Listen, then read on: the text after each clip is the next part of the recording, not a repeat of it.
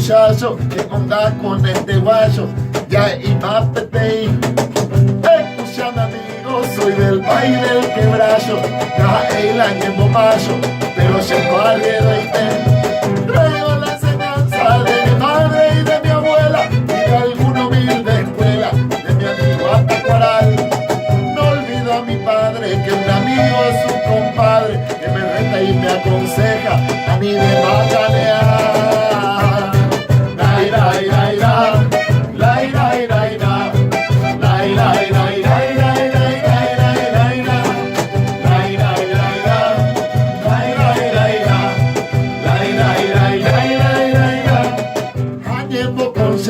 Ha cambiado un pedazo de aspecto, lo posible por lo menos, y un boludo cabrón.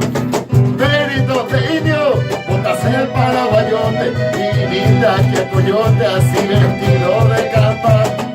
Le digo por tu nombre, está viendo de donde vivo, agüitaba un bella escrito, su palabra en mi canción. La,